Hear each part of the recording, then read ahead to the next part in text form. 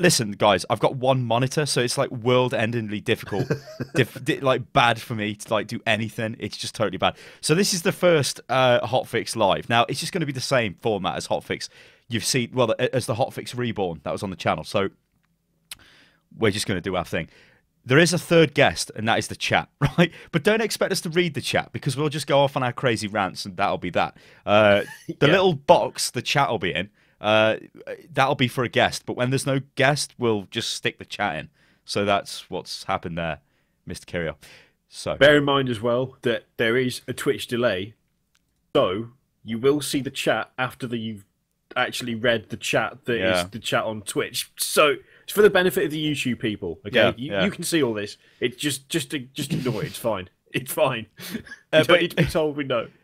As I was saying, I have like one monitor because my graphics card exploded. Basically, I tried to play the Evolve Alpha, and as I loaded it up, my graphics card just went. Well, it went like this. I suggest you put your fingers in your ears because it went. And I was like, "Hello," and then everything just died. And it turns out that what happened is it melted away and died inside. So that was bad. But it was a good job that I had my old GPU ready. Slam that in. The problem is. Because of the way my setup is, although you guys can't see this, I can't plug in. It's basically only got it's got one DVI out and one HDMI. That's it. That's the only output on this graphics card, right? But because of the setup I've got, I can't use the HDMI to plug into the monitor over there because it's the wrong place. It's terrible. It means I've got one monitor. So this is like, it's taking some effort, ladies and gentlemen, to actually pull off. So you better be. Very grateful. appreciate it. You better be loving every second of it. This is taxing. This. Also, I just removed my glasses because there was a horrendous green glow all over my face, and I'm not looking into an alien portal. So I'll just take the eye destruction that comes with my terrible eyesight. What would you be staring at if it's just a green stain on the monitor? I mean, what are you looking at? I don't understand the anti-reflections. I mean, look at that. It's properly green. Weird. Oh, I know what it is. Yeah, no, I've got that on mine. Yeah. No. Well, but yours for some reason don't seem to reflect the monitor really badly. But mine do. Look, you see, I can see green in mine. Look, in this one. Oh, I don't know.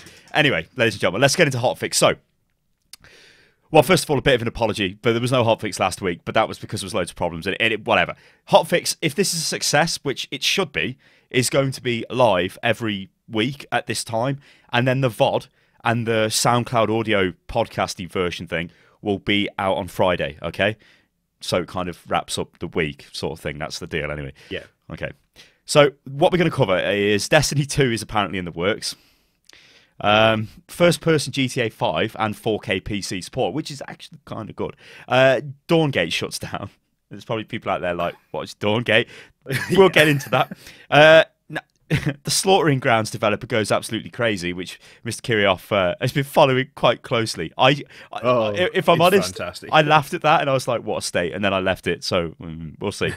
And this, good old Ubisoft, who basically feature on every motherfucking hotfix ever, yeah, they won't be launching their new games. So like Far Cry 4 and the new Assassin's Creed games on Steam in the UK, but they are everywhere else, seemingly. Yeah, well, at least weird. in the US. Anyway, Mr. Kirioff, let's get into it. So, another disclaimer, right? This next screen may be broken. If it is, I will fix it. Don't worry, okay? No, it works. Okay. So, down below Mr. Kirioff is the chat box, yeah? That'll start populating in a second. It takes a few seconds to connect to things. Also, because this is being streamed on Twitch, we just need to state that Mr. Kirioff is not excessively drinking alcohol because that's against their terms and conditions. He's actually drinking, what is it, Appletiser or something? This is Appletiser. Yeah, he's drinking Appletiser. And not the world's cheapest cider bought from Tesco. £2 for 10 cans. I mean, yeah, no, I don't even know what you're talking about because it's Appletiser. Okay. Shut your mouth, Jack. Shut your mouth. This is what I've got. Look, Rubicon. You know what? I'm going to open this. Totally open. It's my last can, though. Highly professional. Anyway. Okay. So, Mr. Kirioff, I'm going to take you through. Ladies and gentlemen. I'm going to take you through this news. I'm going to read some bits and pieces out, and then we're going to go large because that's what happens in HOTFIX. So, basically, during a financial call, the CEO, the big bad CEO of Activision Publishing, Eric Hirschberg, It revealed that development has started on the next full game in the Destiny series. All right. So, you know, we can go down and we can see here, well, yeah, they've got the 10-year vision. We know about that. There were all the, what was it, like the $1 billion Destiny game and all this crap. It actually costs that much to make Destiny, but that's like their 10-year plan to keep developing content and God knows what. So on the face of, oh, and actually as well, they're like 9.5 million registered users. Registered users, that could just be anything. Yeah. You know, it's like, what? Anyway. So, yeah, why is this even hotfix worthy, ladies and gentlemen? Well, I'll tell you why. I'll tell you fucking why, ladies and gentlemen. I'll tell you why. So, Destiny has no content. That's basically why it's relevant. Yeah, that's pretty much the entire thing. There is just no that. The worst thing is that is literally the argument. There is no content. There is nothing. It's like when you actually go and look at Destiny and actually look what there is. You've got the same missions that you got when the game started, pretty much, but you can do them on heroic mode, so they're more difficult. Brilliant. And you've got a raid, which you can only do with 6 friends. Not 6 friends, 5. However many people. It's like you've got to have more people than realistically you're going to have playing Destiny. Let's face it. Given that it's supposed to be an MMO, it's not great. It's not brilliant. There's no like group finder. I mean, they're making now. Well, this is the thing, right? Destiny is a game that completely it relies on content. If it doesn't have content, it is not going to be enjoyable to play. There's only let's say a certain number of very special in the head people who will sit there and endlessly shoot into a cave that spews loot out for months on end. I know they fixed that, guys, but you get what I'm saying. But they fixed it, but then there was just another one that was exactly the same. Because it's part of the fucking game, ain't it? How could they change it? You kill them and they drop loot, don't they? So it's like, what are you going to do? Just prevent loot dropping off mobs? It's fucking stupid. Destiny does not have enough content, yeah? I remember seeing all the stuff with people, because that's what I'm going to talk about in a second, guys. That's why I've got this Destiny DLC thing open. People were breaking into the areas, glitching into the areas, and it was actually saying they were in the area, like on the map, like as they entered it, it would say they're in, I forget the name of them, but it was like Fancy Pants' Arena of Death or whatever, and that would be in the next expansion, The Dark Below, I think it is, or something shite like that. Yeah. But you could glitch into the area, so the area is already there. Okay, fair enough, it's not populated with enemies, but it's already there, yeah? This is where I have got big problems with Destiny, because I actually enjoyed Destiny for a week, and then I was like, what the hell am I supposed to do? I never did the raid, okay, so you can say, well, Star, you never did the raid, but to be honest, if that was all there was after you got to the point in the game I was at, you know, I think I was like level 25 or something, I don't know, I think you're supposed to be 27 for the raid, so I wasn't quite at that, but to gear myself up was just terrible. I remember they bought the stuff in for the Queen, remember the Queen, Queen of the Reef? It was just terrible. I got excited about that because I was like, oh, actual content. I can play the game. No, it was exactly the same as before. It's just you got a Queen's Bounty. You went and did the same friggin' mission that you did before. And then you turned it in and you got rewards, as you did before anyway. So it was no different to anything else. It was just like another reputation NPC. And the thing is as well, I have seen people who have said things like, oh, well, the people haven't played the raid. You know, they can't complain. They can't complain because they haven't played the content. It's like, are you seriously suggesting that by not playing a single raid, the game is being unfairly judged on having no content? Because if there's only one raid to do and you haven't played it, that means there's no fucking content. That's what that means. It just means there's nothing to do apart from that one thing, which is like... So, I played Bayonetta 2, yeah? At every point in Bayonetta 2, I was, like, blown away. I know it's not the same type of game, but I was like, holy shit, this is a good game. Every point, right? It was crazy.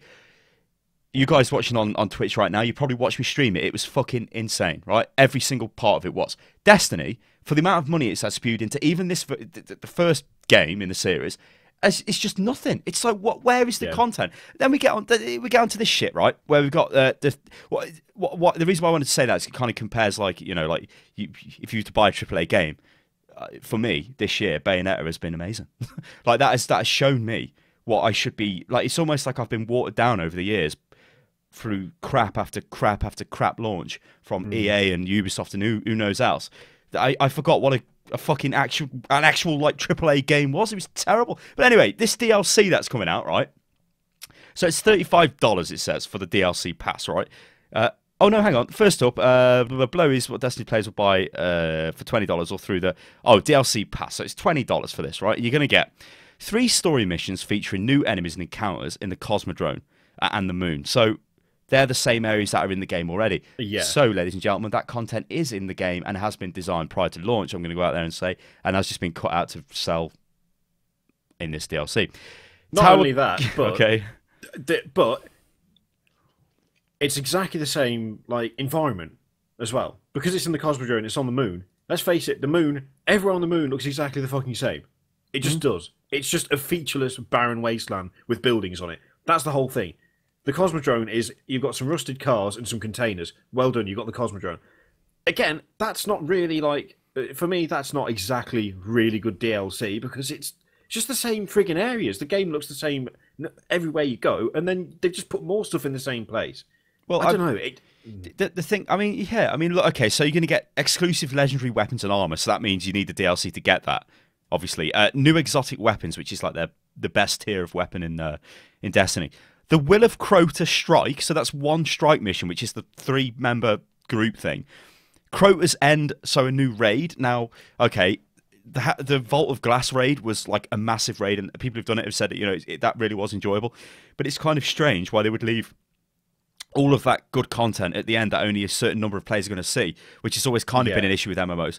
But not only that, there are a lot of things in that raid. Like I've spoke to people who've done this, which are just completely not in any of the other strikes. So things like puzzles and I think you get a debuff put on you. You have to go to an area to get the buff removed and all kinds of stuff in the raid. Why was that not in the strike missions? It's like every strike mission was just the same. It was just go through and kill a big, massive bullet sponge boss, which for the first time is fine because it's like, oh, I'm seeing the area, I'm killing the boss. Yeah. Then you might do it again for loot, and then you might do it again. And then you get like me, if you're the type of gamer I am, and you're just like, I don't want to do this again because it's fucking boring. What the hell? And that was Another thing as well, and I'm just going to check this very quickly, but I read on the Destiny subreddit, which I'm still subscribed to because I keep forgetting to unsubscribe, that someone got a gun, right? They got a gun today called Fate of All Fools. Okay. Now, this normally wouldn't be sort of even relevant, but it is relevant to this context because this person is ill, they've done something to their hands, apparently playing Destiny is a good form of physical therapy, and they wanted to do the raid, and it was, everyone help out the poor person who's got an illness. Okay, fine, not got a problem with that. Their wife got a message saying, look in the mailbox. Looked in the mailbox, they've got a new exotic weapon for their character called Fate of All Fools. It's not in the game yet. It's part of the upcoming DLC, so even the weapons that you're being given in said DLC are already in the game because someone has already got that weapon because they've got some sort of issue with health, and it was given to them as a nice gesture by the devs. Brilliant, fine. But he's now got a gun that no one else has got that is supposed to be available with the DLC, which he was just given. So even the weapons and the armor is already in the game. What are they even doing? What is the DLC for? It's been in there since launch. And all you're doing is giving them $20 and it just comes out. And it's like, brilliant. You know what? Off, done. For the collector's edition, you got like a special ship. Only you could just go and buy the ship as like a grey version. Like it was supposed to be like unique. But you could just go and buy it for like nothing. It's like, oh yeah, I've got the collector's edition. Yeah. Anyway, I carry on because there's more. There isn't just the Crota End raid and the Crota Strike and the exotic weapons. There's 3 Crucible maps: the Pantheon, Sky Shock, and the Cauldron. So continuing the nondescript, extremely bland one-word. What is it? An adjective? Is that a descriptive word? I'm going to fail at English right now. I think it is, isn't it? Names of things. So welcome to.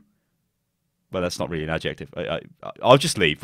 Welcome to the one-word named place, with the exception of the Cauldron, because that maybe not.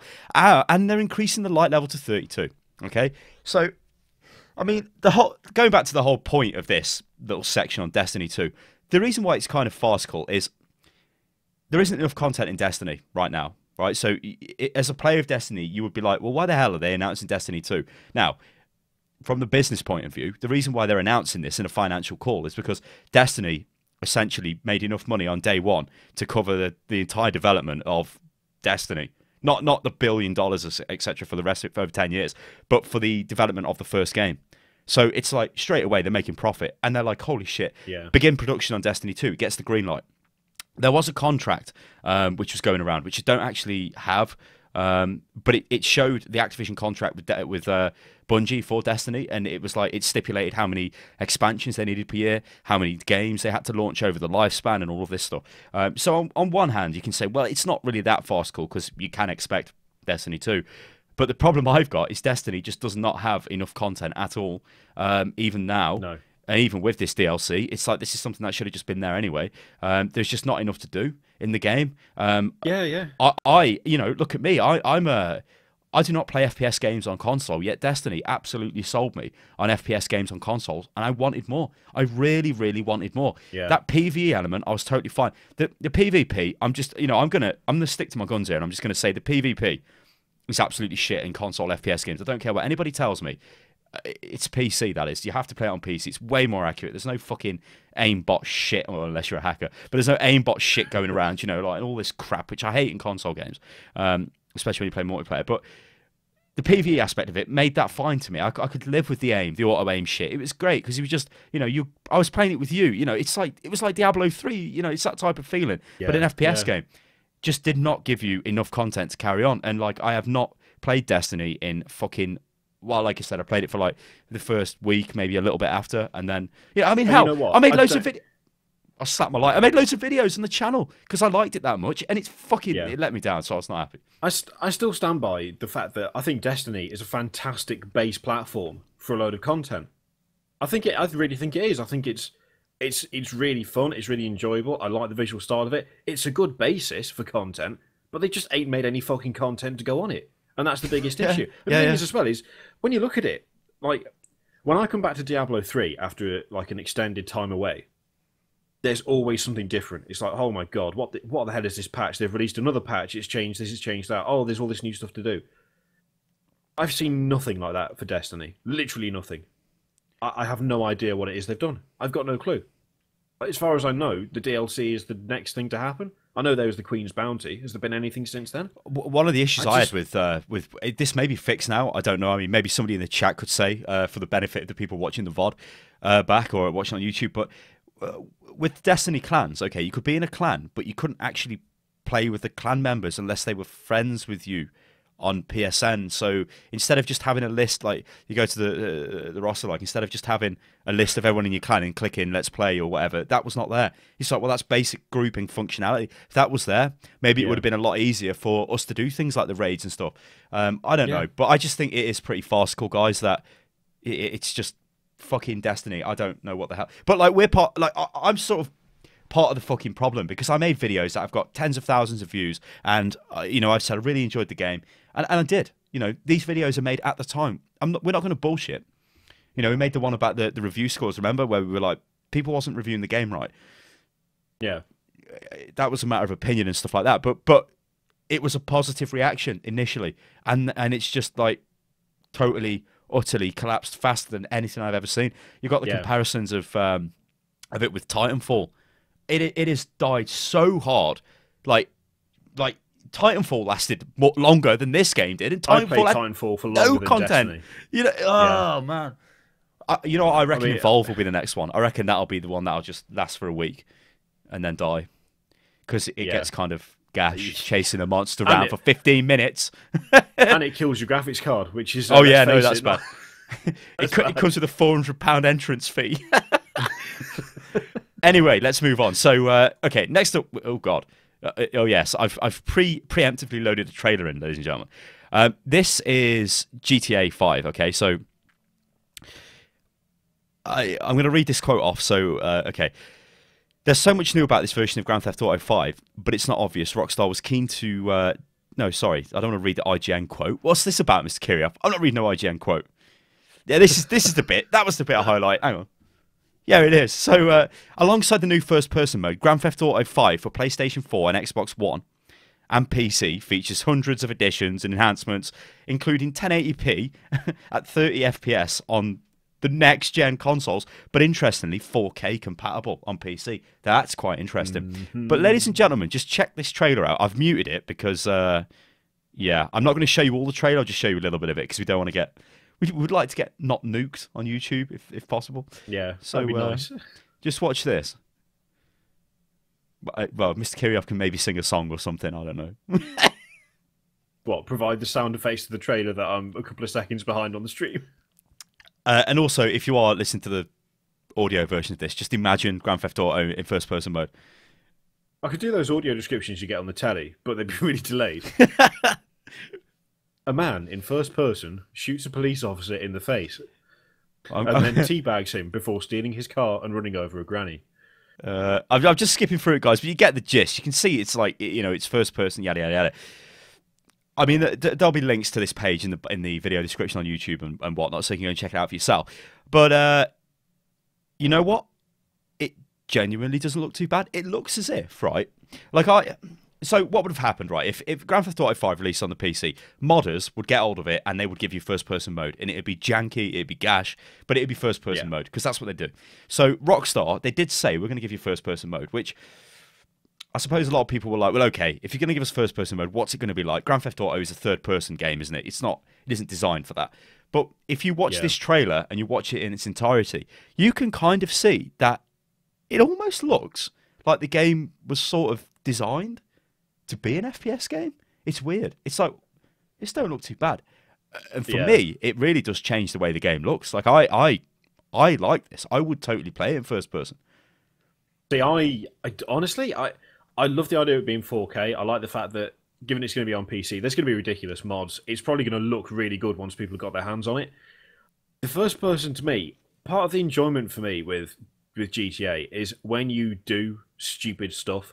Like, if you jump off a ramp and jump out of the car mid-jump, seeing your character flail around and then smash into someone, or if you get hit by a car when you're on a bike. In first-person mode, that will make me throw up. In third-person mode, you just get to see someone ragdoll through the air and hit the pavement face first. I think first-person is actually just more of a bit of a gimmick, to be honest. I don't think it's going to be the way that most people play the game once it comes out. I think it's going to make for some funny videos, and I think people are going to be like, okay, this is cool.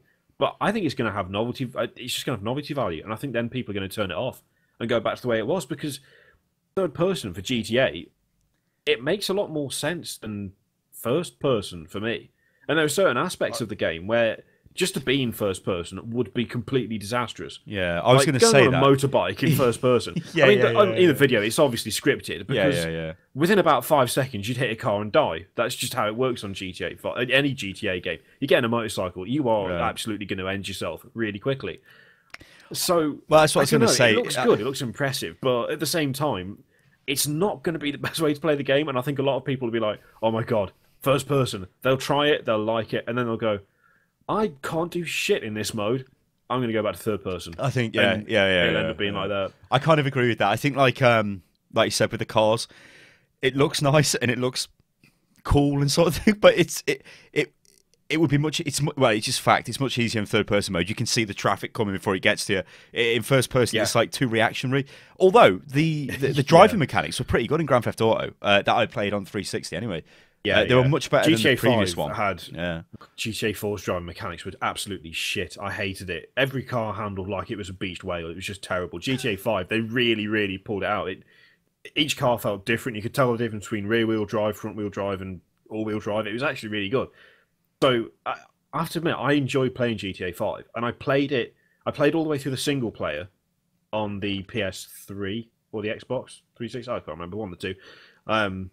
I'm looking forward to actually getting it on the PC though, because pretty much all games, it will be better on the PC. Yeah, like the ability to aim yourself, that's nice. I appreciate that. I prefer that to bloody auto lock on, and it's just going to look better, ain't it? Let's face it. Well, yeah, I doubt it'll be locked to 30 FPS as well on the PC. Oh no, even if it is, some enterprising lad will obviously unlock it to run at whatever you like. So it won't be. It won't. Not if they're touting 4K support and stuff like that. They will not just lock it at 30. That would be stupid. That'd almost be like, you're offering something above and beyond what anybody can. We want 60 FPS minimum anyway.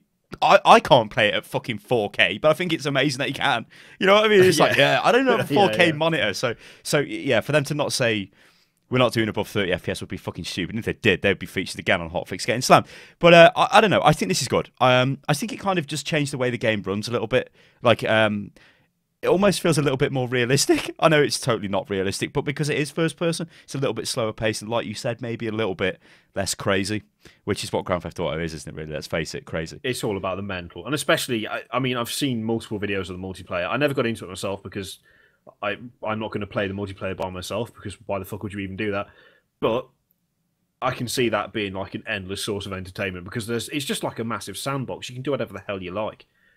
you know, there being missions and various vehicles you can buy yourself and customize, and the fact that you can rank up and get ridiculous weapons, there's like unlimited potential for doing whatever the hell you want. So hopefully it turns out to be just as good as it looks, to be honest. This is going to sound pretty bad, but I think I'm going to end up buying Grand Theft Auto 5 3 times, because I mean, I bought it for the 360, and then I think you borrowed it indefinitely. Yeah, indefinitely. I completed it on the 360, and when I bought my PS3, I got it for free on the PS3. Oh yeah, like it came with it as a bundle, and then I was like, this? I'm trying to make a profound point. It's not really that profound, but yeah, like it looked like shit. It looked great for what the 360 was capable of, hardware wise. It did, but it looked like shit.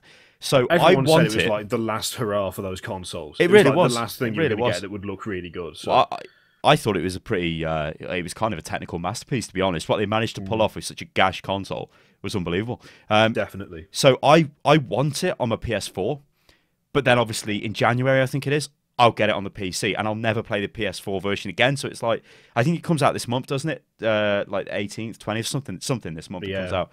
Very tempting. So yeah, GTA 5, it's good to see that I think it's good to see it's got first-person mode, and I'm kind of looking forward to that. And it's nice to see they've got 4K support, because that probably means that they're going to give us a decent PC version and not the absolute clusterfuck like they gave us with Grand Theft Auto 4, which was a fucking...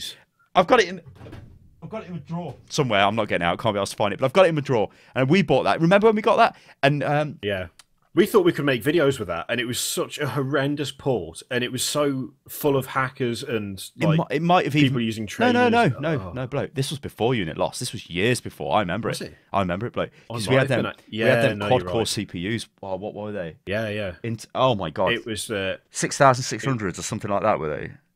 QC. Yes. They were pretty good CPUs, and they were overclocked and everything, and we could not play the game at all because it was just shit. Yeah. Anyway. The amount of popping was amazing. It was like, oh, I'm driving along. Oh, a tree's materialised in my car. Brilliant. And the game stopped. And what was that Rockstar Social Club thing? Holy shit. Anyway.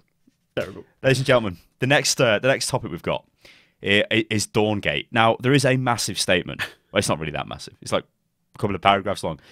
From Matt Bromberg, the group general manager of...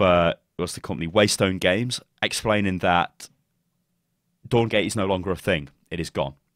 Now, there may be people out there who are like, what the hell is Dawngate? And in fact, I have a tweet ready from a guy called Mr. Shams. Now, Shams works for Paradox Interactive. He's the guy who picks the games that they're going to publish. Look what he says. If somebody pointed a gun to my head last week, and the only way to survive would be to say what type of game Dawngate was, I would be dead now. So that kind of... He is a person who works in the game industry. He does not know what Dawngate is. Okay? And I think this is a problem most people have. What the hell is Dawngate? Yeah. It was never advertised. But also, this even if I came to you, Mr. Kirioff, and like in a very vague way said, I mean, I've played Dawngate, and it was all right. I haven't played it enough to sort of make comparisons between LoL and Dota 2, but I would just be like, yeah, Kiri, there's a game from EA, Dawngate, it's their MOBA, it's just like LoL, which is probably inaccurate, but then I'm an idiot, and it's a MOBA, and it looks like LoL, so I don't care, because I'm going to play LoL with all my mates if I was playing MOBAs, so why the hell would I play Dawngate? No. That's what happened, ladies and gentlemen. And I don't know what they were doing with their advertising budget, presumably just throwing it away, probably having amazing Champagne Charlie style meetings and shit. I don't know. But there is one interesting thing, Mr. Kira, before I let you jump in. They do say, as part of the closing down process, they'll continue to operate the game for the next 90 days. All players will be entitled to a full refund of any money spent during the beta, which is good. So you'll get your money back if you did spend money on the game. Yeah. So, Dawngate, Mr. Kirioff, what do you think? Is this a shock? Are you seriously shocked at this? No. This is probably a topic for the HOTFIX entirely. But, no. But I've just noted that there's something there. All players will be entitled to a full refund of any money spent during the beta. I don't know why, but the idea of spending money on a MOBA in beta is like, for a start, why would you do that? And for a second, why the fuck would you think that's okay to do as a developer? I mean, I realise Blizzard are doing it with Heroes of the Storm, but I still don't like it. But that's a different topic. No, let's go into it. No, Blizzard's good, bloke, because that is a good thingy. Why is the Blizzard... Well, it's not successful at the moment, is it? Because it's only in like alpha and only certain people have got access to it. Yeah. But that is not... That is a very different... That is a really... It's almost like a... this isn't really fair, but it's like a newbie MMO, a newbie MOBA. It's sort of like... It's really stripped back. There's no items. There's no this. There's no that. It's just very simple. Yeah. XP shared, all of that stuff, which may be the case for Dawngate, I'm not sure. But it's kind of a different thing, and it uses characters everybody knows about the characters, so that really helps. You know, you essentially know every character in the game. Dawngate, you don't know. It's just a load of generic champions and God knows what that have been made up. So I'm not entirely sure that's fair to say it's okay Blizzard doing it, so why, you know, EA have gone and done it. Why is theirs collapsed yet Blizzard is done okay? I don't like... I think that's just an aspect of the way the industry's going that I don't like anyway. Like money for beaters kind of thing is something I don't really care for. But I just... Dawngate is just irrelevant. I think that's the main problem. That's the problem. Yeah, what's the point of it? What's an irrelevant game, and it's been like stuffed into an oversaturated genre that is dominated by 2 key players. 3 sort of... I always feel like I should mention Smite, because it is still a MOBA. It's very different. But it has got its own captive audience. That's fine. And it's still doing really, really well. LOL, Dota, Smite, that's what I'd say. Yeah. A Heroes and Newer somewhere on the side. But like Dawngate, well, again, this seems to be the big difference between companies like EA and companies like Blizzard. Now, EA made Dawngate because MOBAs are successful. That's why they've done it. Yeah. Only they can't possibly compete with the market, so they shut it down because it's never going to be profitable. It's never going to do anything for them. They're just going to be paying out the arse for it. Blizzard are admittedly in a position where they can seemingly do whatever the fuck they like with absolutely no repercussions whatsoever, which I suppose is a nice position to be in if you're a developer and publisher. But they didn't make Heroes of the Storm as some sort of massive, we shall take over the market with this game. We must be in this market. It is the market. Oh, dear God. They seem to do it largely because they took a look at all the MOBAs and went, we like these. Maybe we should do something like that. Let's try and make it a bit different, though. How about like some RTS elements? What about having quests and stuff? And so they've made Heroes of the Storm, which is sufficiently different that I think it stands out. Whereas Dawngate doesn't stand out because it's just another fucking MOBA. Yeah. It's just another. It's no different to anything else. It doesn't challenge anything that the MOBA community has at the moment because it's not trying to do anything differently. Maybe it does, and they just haven't told us. This is the thing. Like, I don't... Like, that's the other thing as well. Yeah. There's no communication from them regarding Dawngate. It must be like the least advertised thing EA have ever done, hasn't it? They just... Well, usually it's shoved down your throat. Well, yeah, I forgot this existed until this news came up. It was like, oh, Dawngate's been cancelled. I went, what's that? Oh, the MOBA. I didn't think... Oh, yeah, I've heard of that. It took me a second to even, like, process what it was before it got... kicked to the curb. You know what will be the next one? Nothing. Strife. That'll be the next one to go as well. Again, like you know, that we played that. It wasn't that bad, but we even said in the videos we made. Why? Yeah. Why? This is the thing. This is the problem. It's like it's quite a good MOBA, but it's not any different to any other MOBA. It's no different to LoL. So why would you play it? I mean, I guess you can make comparisons again with Star Wars: The Old Republic as well. That's that. Oh, look, MMOs. WoW's done so great. Let's make an MMO, says Big Bad EA. Goes and gets a license, which everybody understands and knows, Star Wars, you know, and then throws an MMO together, which did absolutely shit. But then it's doing okay now because they fixed it. I don't know whether they got lucky or what, but it's free to play now, and I messed around on it quite recently. It's not bad. It's definitely playable in its free to play form. Like, you could have a decent time with it, but obviously you do need to start spending at certain points to sort of. Let's say if you were playing the game enough, you'd be kind of okay spending money with it. But when it first came out, it didn't really do very well. It wasn't really a good game. It's kind of, again, it's this. I think we spoke about this ages ago in a hotfix. I think it was Zynga, and they had this whole philosophy of fast following, where if they seen something, like they made Farmville on Facebook, didn't they? And it was like the biggest thing ever on Facebook and fucking God knows what. You'd be getting, hello, come and join my farm as a fucking pig or whatever through Facebook. Or face plant or whatever you want to call it. But then they went to shit, didn't they? And like they seen other games starting cropping up and they started to fast follow, which is this idea of, oh, that's a good idea. Let's make a game that's very similar, very fast, and throw loads of money at it, and maybe it'll do fine. And you get that vibe with EA because, I mean, if you look at EA, what do they actually have? They've got Madden, they've got FIFA, right? These are massive, right? I know you don't play them. I don't necessarily play them, but they are fucking massive. They are like billions. These are worth. They're mega. It's like they're like Call of Duty. You know what I mean? They've got 2 of them. It's like Christ. And then they've got like a lot of other stuff going on. And then they do things like Dawngate, which, like I said, from people I've spoke to have told me it's actually, or it was, pretty good. Which is, of course, irrelevant now because it's just going to be shut down in 90 days. But yeah, I don't know. I like you said before, I just do not think this was needed. This is money that could have been spent on something else. I think this is Why are they wasting money copying something that's already been done? Why doesn't somebody turn up and go, we're going to try something new? And this is what I fucking hope Blizzard do tomorrow and over the weekend at BlizzCon. Go, boom, this is a game and it's a new IP. Because if they fucking come out and go, oh, we're just doing this or that, I'll go fucking fight someone. But if they tell me they've got a new IP, new respect I'm getting for them. Because you have to go play indie games these days to get new bloody ideas, and yeah. I'm not saying that's bad, but anyway, God.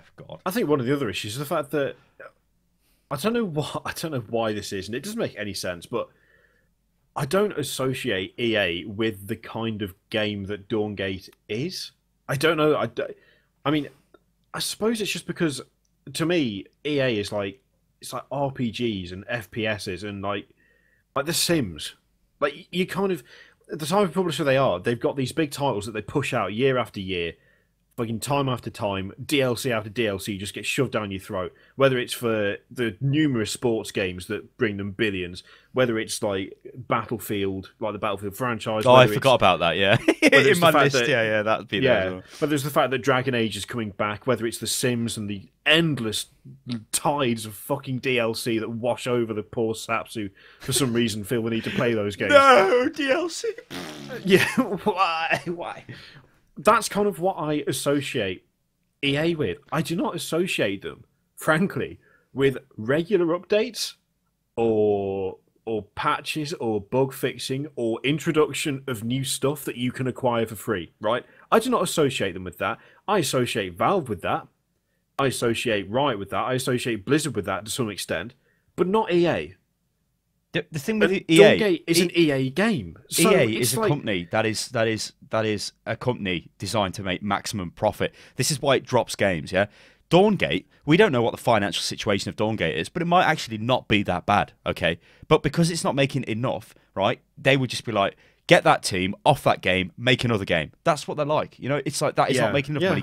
That's why they just stop, updating games of a certain age and stuff, because what's the point? That's why they turn off multiplayer servers for games that nobody's playing, because what's the point? They don't want to waste money, and sometimes that can be seen to people like us. It's pretty bad. It's like, Jesus Christ, you're not supporting my game anymore. What are other catastrophes they've had? SimCity was a catastrophe they had, which was just a fucking terrible mess.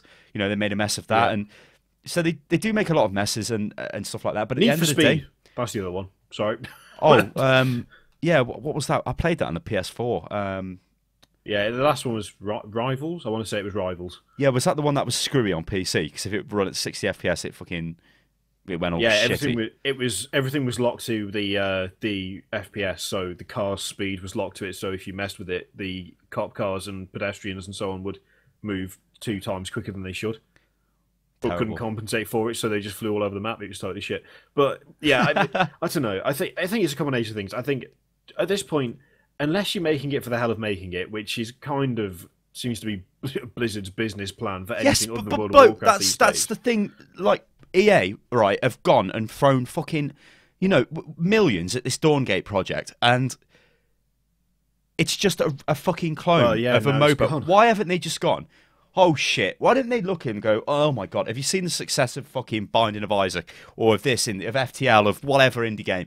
You guys go and fucking just go crazy. It is $20 million or whatever they've done for Dawngate, because you know it ain't gonna be make cheap. Something.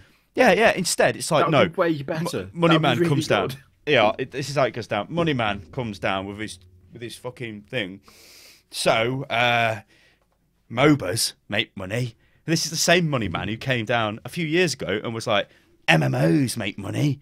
Make Star Wars, the Old Republic. Anyway, yeah.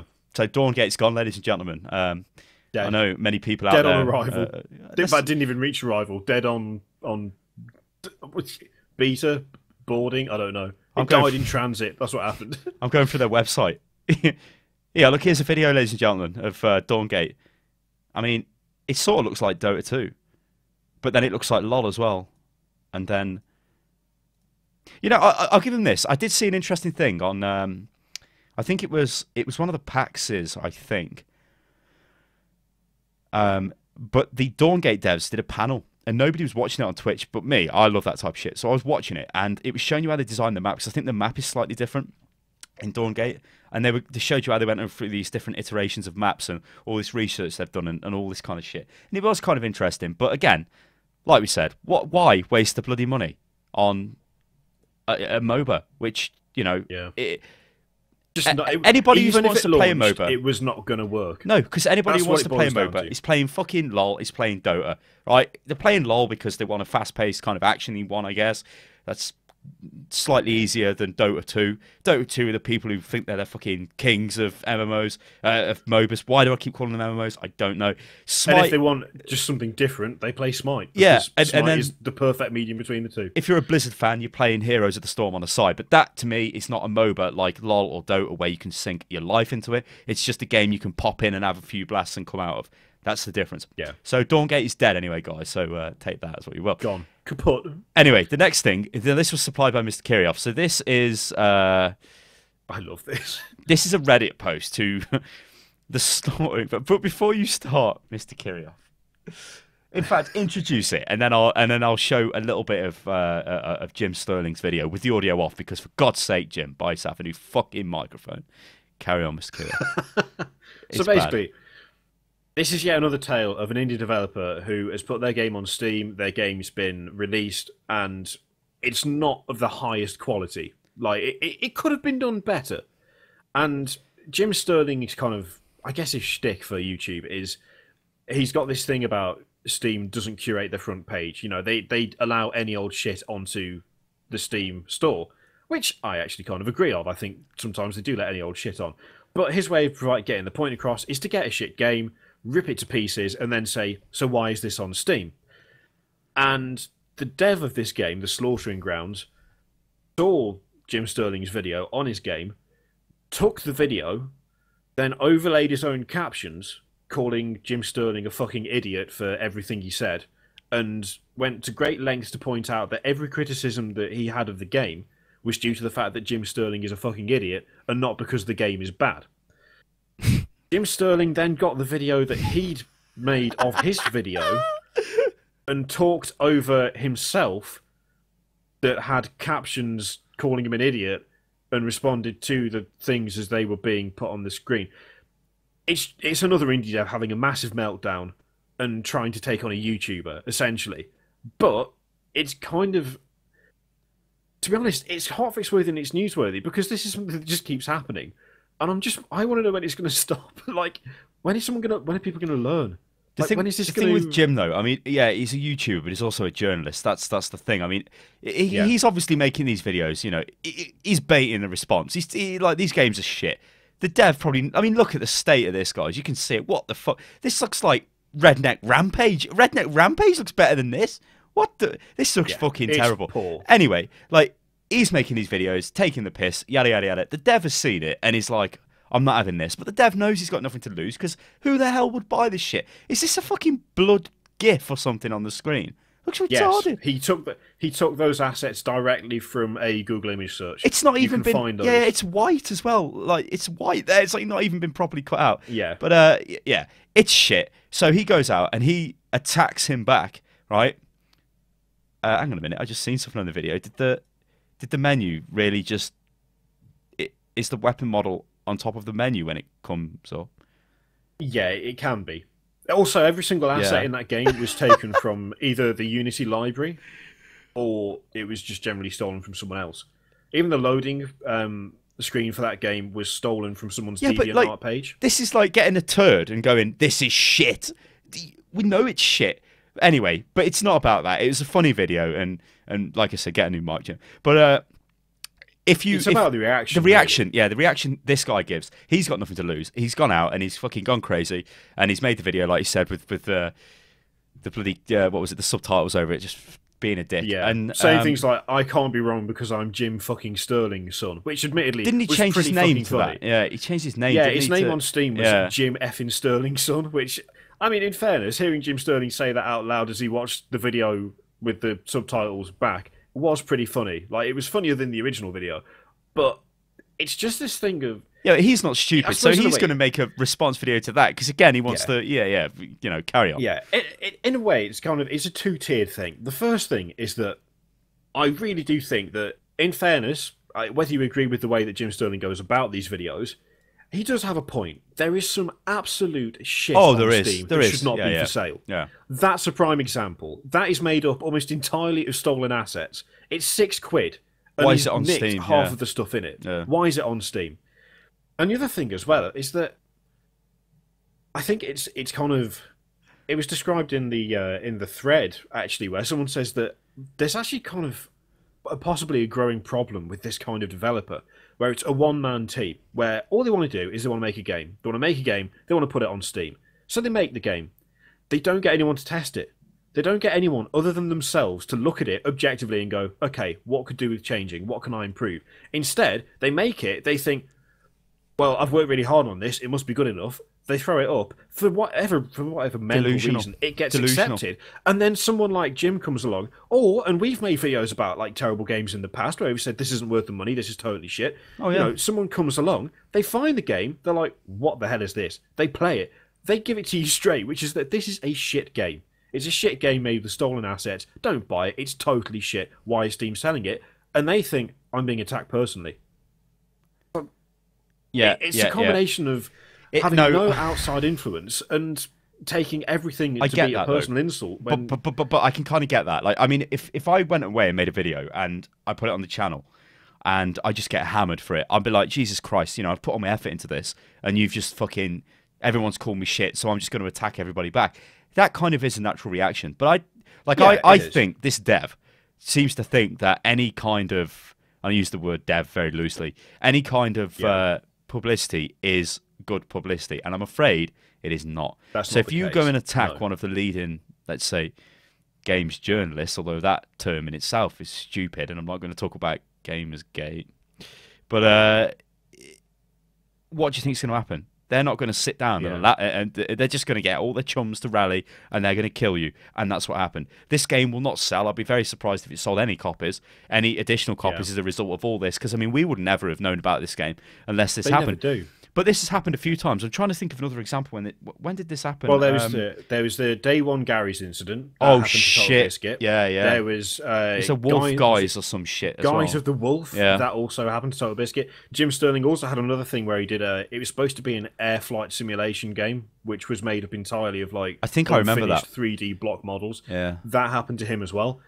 The thing is, it seems to be increasing in frequency, and it seems to be like one-man devs or like a team of 2 people. Hell, there was that thing recently of the guy who threatened to fucking kill Gabe because he published his game at like 9 PM on a Sunday, because that's what you do, obviously, when you want a big announce. And the problem is that... Paranormal Activity, that was it. Yeah, indie gaming is kind of at a stage now where it's flooded. There are a lot of indie games. An insane number of indie games. I mean, if only we could show you our fucking inbox for the channel. It's absolutely insane. You wouldn't believe how many games we get sent without asking as well. A lot of the time, it's just, here's a key for my game, here's a key for my game, here's 12 keys for my game, etc., etc. It's all the time. It's constant. You generally know it's a bad game when it's like, here's 10 keys. You're like, what? 10 keys to fucking Billy Bob's God knows space adventure. Terrible. The more, it's like a signal to noise ratio. There's a lot of noise at the moment. And there's only going to be more noise because it is getting increasingly easier for indie devs to get their games out. But the problem is that much though we all love the story of the indie dev who made the game, and oh my god, it was amazing, and oh, we made this game, we made that game, and it was a blockbuster, it was so good. Unfortunately, for every story where that happens, there's like 10 completely shit games that aren't original, that aren't well done, that don't look good, that don't have a good soundtrack, that you play and you think, "Look, I don't want someone to buy this. Jesus Christ, they must be saved." And that is what has happened here. Jim Sterling's found this game, and what the fuck is this? He's made a video on it. He's found it on and Steam, the guy's though, yeah? lost his shit. Is that yeah, what, it's on Steam. So, like, games like this, you can find loads and loads of games like this on places like Desure and stuff like that, guys. You can find them everywhere, right? These really shit games. There's loads of them. But Steam is like the Apple bloody iTunes store of the games world, okay? And I think they need to sometimes take a bit of a leaf out of their book and actually check what is going on their fucking store and not just allowing any old shit on there. Like, there's pros and cons for that as well. I mean, you can be overly moderated to the point where good stuff actually doesn't come out. Or, I guess you look at it the other way, where it's Steam in its current state, where every bag of shit is on Steam Greenlight, and it's just like you said, we get emails all day, check out my game, promote the Greenlight page. It's just like, no. Yeah. Unless your game is good, then yeah, but I do not care about whatever. I mean, what is this? It's just like a zombie fucking FPS game or something. And the thing is, it wouldn't even be that bad. Like, if it had There's been a lot of shit out there, yeah, kind of misunderstood in some way, then I could have some sympathy. But it's not. And the thing is as well that, okay, yeah, Jim Sterling can be very harsh. That's, the whole over-the-top swearing and this is totally that's shit. part of how he goes. Yeah. That's part of how he goes. That you watch his videos, you expect that. And a dev seeing his video probably should acquaint themselves with him a bit further before they watch it, and just accept the fact that this is not going to be pleasant for you to watch, but maybe there's something in there that you can use. The criticisms he levelled, he didn't sit there and say, this is shit because it's shit. He was like, this doesn't work, why have they done this? This doesn't make any sense. Why is the UI there? You should be able to do this, you should be able to do that. These are mainstays of this genre. I don't understand why they haven't made this choice, because other games do it and there's no reason to change it because it makes it more difficult. It's not like he was just going, this is bad, this is bad, this is bad. It was actually, admittedly, full of swearing, but it also had constructive stuff in it. Like, I watched the video. I wasn't sitting there going, well, you've given me nothing. Instead, I was like, yeah, no, the ammo situation doesn't make any sense. I don't understand why he's done that either, etc., etc. So, either, and I don't know which is going to happen first, preferably the first one, either Steam needs to actually do some form of fucking quality control to stop this from happening, because at the moment they do nothing, literally nothing. Or alternatively, there needs to be some sort of, I don't know, support group for devs where they get other people to play their game before it goes anywhere and tell them, I mean, you could do changing this. The fact is, with this game here, I mean, this game is terrible. The guy would know it's terrible. He would know he's not going to necessarily make any money off it or anything. It's just a stepping stone onto whatever the hell he's trying to do, okay? I would never be able to make a game like this, so the fact he's made a game is like, well, that's great. It's been picked up by Jim, and he's used it as material to just rip the shit out of, because that's what he does on his YouTube channel. The guy's seen it, has become offended, and has then attacked him back and thought, well, fuck you, I'll use your content to rip the shit out of you. But of course, this is sort of made whatever that guy's name is and whatever I guess he'll be attached to in the future a bit shit, unless he attempts to change his name in some respect, because he's just been seen as an idiot who is like the Paranormal Activity guy, where he did the whole thing of just saying he's going to kill Gabe. Okay, that's fucking stupid. I don't condone that, but I can kind of understand the rage, and I'm just going to put it into Twitter and bang. But when we read through that guy's statement, remember, and it was all like, at the bottom he just had like a snarky comment. It's like, fuck off. It's childish. Suicide. That's what it is. It's childish. And you made the comment before about how, if you spend ages making a video and someone turns up and says, well, that's shit. Yeah, I don't particularly like it when people do that. I'm not going to lie. I don't sit there going, oh, you. I'm more like, what the fuck is this? But this is the thing. I can't count the number of comments or the amount of hate that comes through, because that would be a nigh impossible task. I mean, if you've got 8 hours, probably not. But I can count the number of times that I've properly lost it at anyone in a way that has severely damaged me or Unit Lost or us as a whole. And that would be, oh, that's right, never. Because even if you have made the worst thing ever and someone said it's the worst thing ever, the easiest and best thing to do is go, well, shit. I've got to... I'm just going to leave it. I've got to walk away. It's easier to walk away, but they don't do it because they're immature, because they're childish, and because instead of going, I could either take this guy's opinion to heart and let it ruin me, or alternatively, I could just write it off and be like, well, okay, fine. But they don't do that. And I don't know whether that's a problem with... Well, there'll be more to come. All content creators? I don't know. There'll be more to come. Don't you worry. There'll be more. Definitely. Especially with people like Jim going around and intentionally trying to bait it at people. But there'll be more. There'll be more. Yeah. So, the next thing we've got, Mr. Kirioff, is it's Ubisoft. I don't get it. Okay, so weird. I like the I think it's the Eurogamer article because they tried to get hold of them and they couldn't. So basically, as you can see from the title, well, you can kind of see from it because I've sort of cut it off. Maybe I can.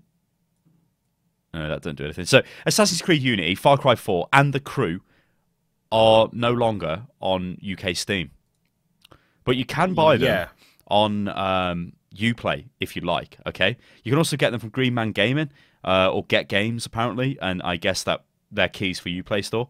But you can still buy these games in the US on Steam, as the article says. They reached out, Eurogamer did, to Ubisoft. So when contacted, Ubisoft declined to give a specific reason for why the games won't be available in the UK. We've been in discussions with Valve about Assassin's Creed Unity, but for the time being, the game is not available via Steam in the UK, a Ubisoft spokesperson told Eurogamer. In the meantime, UK customers wishing to purchase the game digitally can do so by visiting the Uplay Store, our retail partners or other digital distributors. So, they've got a problem with Steam. And what could that problem possibly be? But they've got a problem with Steam, very specifically in the UK. Yeah, that's the thing. Yeah. It's not like they've got a problem with Steam. This is Ubisoft and Steam parting ways, because you can still find it on the US store. So well, I got pictures up here. So this is the US store. You can see Assassin's Creed Unity, yada yada yada, and this is the UK store. No, gone. What I want to know, something that doesn't actually state here, is whether it's possible to find it in the EU, because the EU is separate. I think it's a separate EU store because it must be euros. Currency. Yeah. It's a different region. So this affects Australia as well. By the way, someone's just said. So everything affects Aussie. Frankly, Australia, it could be anything. To be honest, I would literally end myself if I lived there. I'm afraid. Like, I actually had this conversation with my family. They were like, "Where would you like to go and live? Like, if you had the choice to go and live anywhere." One of them is like, "Oh, I'd like to live in Australia." I'm like, "There's no way I would go to Australia." And they're like, "Why?" Because of the spiders. I'm like, "Well, number one, I'm not frightened of spiders. Number two, no. Number three, the cost of games is terrible." And the internet is rancid. I could not live there. And they're like, "But what about the weather?" And I'm just like, you don't understand the priorities. The weather's fine. Oh my but God. What if you get killed by a stingray? That's that. I mean, or a shark. Go swimming in the sea, you end up like Steve Irwin. I mean, that's not. The man was a legend. That's no way to live. Bayonetta 2 is also a tribute to that man. I'll just leave that there. And massive you like killed massive stingrays. Like they come down and anyway. It was like a tribute to him by putting the animal that killed him into the because you get to kill it. You get to kill it. Did what Steve could never do. But yeah, I don't know. I can't really work out why this is the case. It has to be something to do with money. It's got to be it's got to be an exclusivity deal or something. Well, no, it can't be an exclusivity deal because it's in the Uplay store and Get Games and Green Man Game and all that shit. So yeah, but like maybe it's they don't want it on the Steam platform, right? They want it on the Uplay platform, which is terrible. But they sell loads of shit anyway on Steam, which it's the same old thing, isn't it? You buy it through Steam, the game loads up in fucking Uplay. It's like, Jesus Christ, any chance? I think Child of Light was the last one I think I had that did that. You know what? Annoying as shit. Valiant Hearts, I think. I'm just thinking, how much is the stand? How much do you usually pay for a game on Steam? Like, how much is Advanced Warfare right now? Because let's face it, that's the biggest release right now, isn't it? Advanced Warfare. Don't know. Let's have a look. That is in fact $39.99. So it's pricey. Yeah, $39.99. But it's not bloody Assassin's Creed Unity 50 quid on Uplay pricey, is it? What the hell is Depth? Play as a shark or a diver in a dark aquatic... What is this game? Oh shit. Well, okay, we know what we're recording tomorrow. Anyway, this is like they kind of briefly mentioned this. Yeah, yeah. Those prices are more than the typical launch price for a digital copy of a game via Steam. The just released Call of Duty Advanced Warfare is $39.99. The upcoming Evolve is $34.99. Thinking about it, I cannot remember having seen a game on Steam that costs more than 40 quid. Can you? Off the top of my head, I cannot. I can't remember having seen that. No, Planetary Annihilation was like $89.99, and there's like all kinds of shit. I don't know. That was like a special case, wasn't it? That was a dodgy. But even if that is the case, what you're getting at, even if that is what's going on, like I don't. What business is it of Steam? How much Ubisoft is charging for their games? They're the distribution platform, not the publisher. But Steam is the biggest distribution platform by it is like over 90%, I think, of the market. So you need your game on Steam to sell. Yeah, if you do not put your game on Steam, right, you have cut off loads of people. They are not magically going to go to the Uplay store and buy it off there. They're not going to do that. No. They want it in their Steam account. This is the reason why Steam is so popular, is because Steam was there first. Essentially, it gives you a client where everything is handled through Steam, Steam groups, Steam friends, all your games, all your fucking achievements, all that shit. It's all together. We're too entrenched in these accounts now to want to go and fuck about with Uplay accounts and all that shit.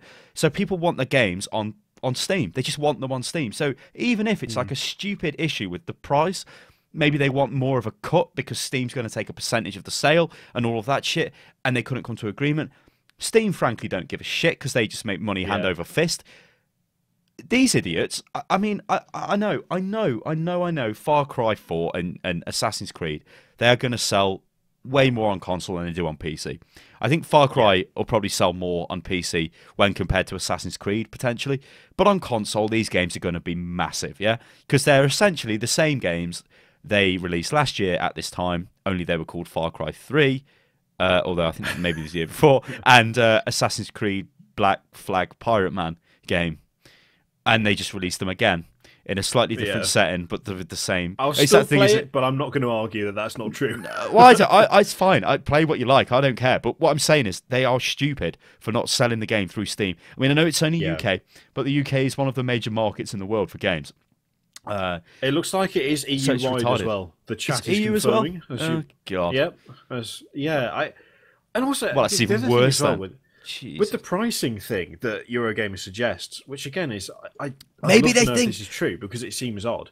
Go on. But if you look at it, they're talking about how all three titles cost $59.99, around £37.60 on Steam in the US. Which, by the way, fuck you. What the fuck is that? They get like 13 quid off. Fuck you. They just released Call of Duty Advanced Warfare is $39.99. Even if it's down to something like taking a cut, I mean, Activision releasing Call of Duty Advanced Warfare 10 quid cheaper, I don't understand why they would then still release on Steam if it was something to do with taking a cut. Because they're not idiots, they want to distribute the game as widely as possible. That's what Ubisoft should be doing. They've locked out an entire part of the world. Apparently, if this assertion is correct, which I'd be surprised if it was, but at the same time, weirder things have happened. They'd be sticking themselves like on the outside of Steam for two of their biggest launches this year, for the sake of like a few quid per thing sold. Yeah. These are the biggest games they've got. Assassin's Creed it must be the biggest game they've got. It has to be, doesn't it? They maybe they think that they can become the big European digital distributor because obviously they're based in France, aren't they? And somehow Uplay is like.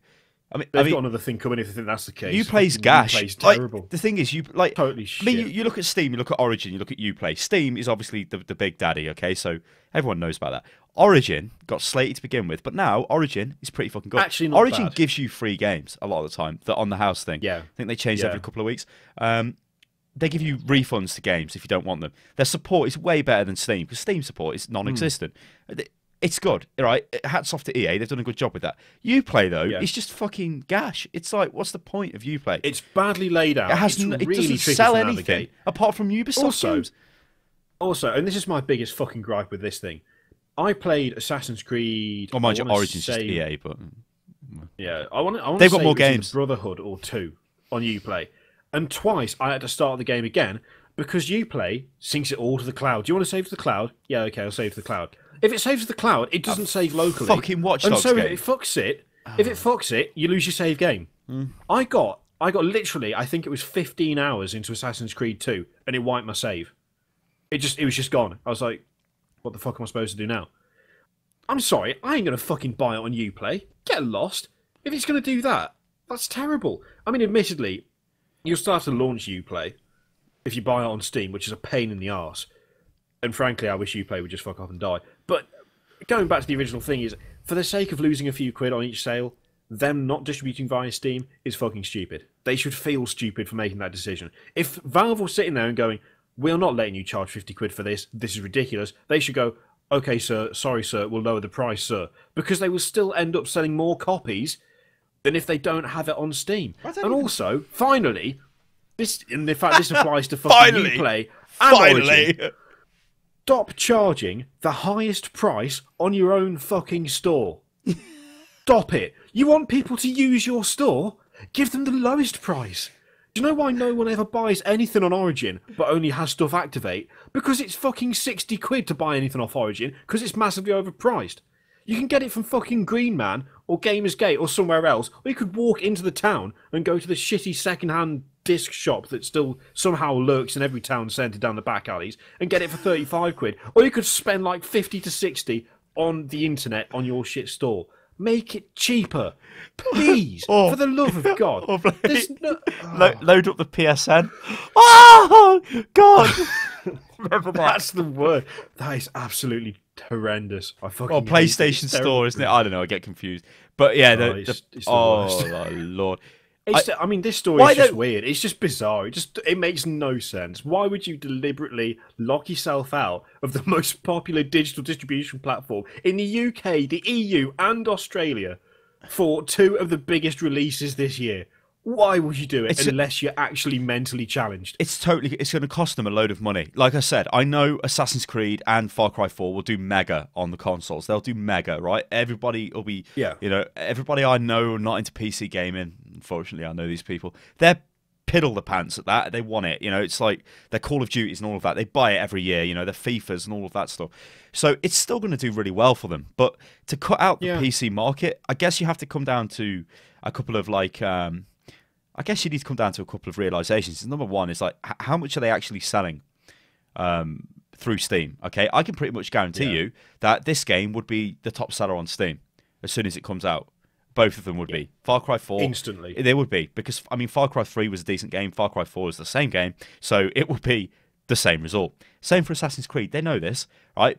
Yeah. How many being number one bestseller on Steam is worth a shitload of money, and you're going to sell a lot of stuff. Now, maybe they've got really shit PC versions of the games, so they're not necessarily want to slam this down everyone's throat in case this gets, I don't know, some sort of bad publicity. But again, that's a stupid argument, because people who want to produce content on this for YouTube and review sites and whatnot are going to get hold of it anyway, and still going to do that through the fucking Uplay store or whatever, so it would make no difference. But I don't know, I just think it's weird that a company again, it's this fast follow attitude, isn't it? It's like, oh, Valve have got a store, so EA are like, we want a store, but at least EA have done it in a decent way, and then Ubisoft are like, we want a store because we're a big publisher as well, and we're not selling on Steam because we want to sell on our store because people use that, and it's fucking stupid. And I just sometimes I just sit down and I'm gonna have a fucking aneurysm, because I'm like, I don't know what is going on here.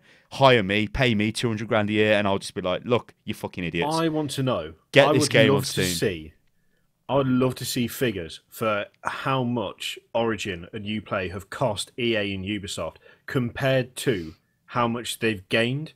Like, with EA taking their games off Steam and putting them onto Origin, I want to know what the total gain is compared to the cost of developing and upkeeping the Origin store and developing it continually. I want to know how that's worked for them. They'd never release those figures in a million years, but it'd be really fucking interesting. Yeah. The thing is, Ubisoft can't do that, because I hate to say it, I'm no massive fanboy of EA, but in comparison to Ubisoft, EA are they're on a whole new level of competence compared to some of the stuff Ubisoft have pulled, and I just don't don't understand it. If they're trying to make Uplay the place to buy their games, why still sell it on Green Man Gaming? and get games and all Yeah, that. why do even that? why even not have cut the all of option? them? Yeah, But then again, I suppose the same applies to EA because you can still get EA games on Green Man Gaming. So, unless it's some kind of cost thing where Valve wants more, Green Man Gaming are willing to take a smaller cut in exchange for still being able to sell the games. I don't know. I think they work frankly, differently. it's all insider stuff that we will never ever have access to. Sadly, I think they kind of work a bit differently. I think like Green Man Gaming is a key reseller. So what happens there is they buy bulk. Like they go in and they say, let's give me 1,000 keys for Assassin's Creed, and they buy it. I think Valve is different because Valve are charging you per sale, and it's unlimited. So it's like I think you have to pay them an inclusion fee or something, but then there's like a percentage. So you do the better you do on Steam, the more money they make, sort of thing. I think that's how it works anyway. Yeah. But it is weird. All right, let's go back to the other scene, and let's just go over what we've just covered, ladies and gentlemen. So, okay, so we also, you know what? I just remembered something. Sorry, this is me. I can't remember. There's an upcoming EA game that's made by Visceral Games. I think that might be. Was it Hardline? It's Hardline, yeah, Battlefield Hardline. I knew when we covered Battlefield Hardline, I think we did a hotfix about it a while ago. Yeah. I knew the name rang a bell. They made Dead Space 3. Yeah. You never played Dead Space 3, did you? Yeah. Did you play it co-op? You never played it co-op because we never played it together. Yeah. You told me to download it, and I didn't play it with you co-op. But I did play it on my own. I played it co-op with a mate. You know how I said that Battlefield Hardline is going to be a rancid pile of shit when it launches, no matter what they say? Yeah. I'd completely forgotten the fact that Visceral developed Dead Space 3. Hardline is going to be worse than what I said. Because that is the buggiest, shittiest thing I've ever experienced for a AAA game. Hands down, the absolute worst performing game, co-op-wise, in the world ever. Literally, since time began. Within 14 minutes, and I've checked this, right? I actually checked by looking at time played on Origin. Within 14 minutes, we had a mission that could not end because the game bugged out and decided that we hadn't completed the objective, even though we had. And the way I fixed it was picking up an object and throwing it at the thing I'd just taken the object out of, at which point the mission continued, the game crashed for both of us, and refused to load again. Well, that developer is making Battlefield Hardline. For the love of God, do not even look at that game, ever. Just don't. Ever do it. Holy shit. If you want the Battlefield Hardline experience, just watch our Battlefield Hardline London video, which features Ray Winston. It's quality. Yeah, that's all you need. Or I'm going to fucking laugh. Anyway, right, so what we've covered on the show today is Destiny 2 is in the works, so we went into detail on why. Destiny 2 is... the prospect of that is offensive to Destiny players, but obviously it would be expected as well, given how much the game sold. But Destiny still needs new content, and it's going to charge you for the new content in the form of shitty DLC, which is quite clearly already in the game, but they want to sell this to you, so they ripped it out, and now they're sending it back to you. That's great. First-person GTA 5, and 4K PC support, which, as we went into detail on, we generally think is pretty good, that it's got first-person support. It actually looks decent in first-person. However, we kind of are not sure how much that will be used, although I think it does give the game a different sort of viewpoint. 4K support is good because, that probably indicates that it's going to be a pretty good PC port, you would hope.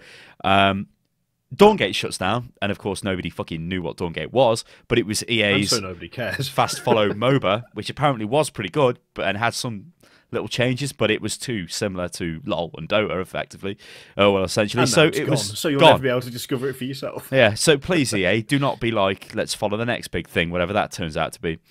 In fact, like we said, they did it with MMOs, with Star Wars: The Old Republic. They did it with FPS games, with Battlefield 3. They did it with, MOBAs, with Dawngate. Yeah. Anyway, just stop it. The Slaughtering Grounds developer went fucking crazy, so this was just terrible. Like his game. Oh, baby. And Ubisoft won't be launching major titles on Steam in the UK, which... is just stupid. So, ladies and gentlemen, this has been This has been HOTFIX, That's, and that's the best summary of all time, which is just why stupid. even bother? Fuck summarizing it up. Summarizing it up. Summarizing it up, because if you fucking just been through it, fuck it. This is how we're going to do it. I know if you're watching this on Twitch, Twitch has been a little bit shit today. I think a lot of people have had issues watching the stream. But the VOD will be on the channel, and it'll be on the channel tomorrow. But if you're watching it on the channel, it's on the channel, so ignore what I just said. I'll do the audio version as well, because I know quite a few people listen to that. So, yeah, we're going to try and do it every week at this time. So 6 o'clock on a Thursday. And once I get my computer sorted out, most likely what I'll do is, after this finishes, I'll go into a stream, probably. But we'll see. No promises, Mr. Kirioff. Once you've got more than one monitor to work I know. with. I literally have one monitor. It's terrible. All right, guys, we're going to end it at that. So thanks for watching. And if you enjoyed it, subscribe to the channel and all that good stuff. And we'll catch you next time. Toodaloo.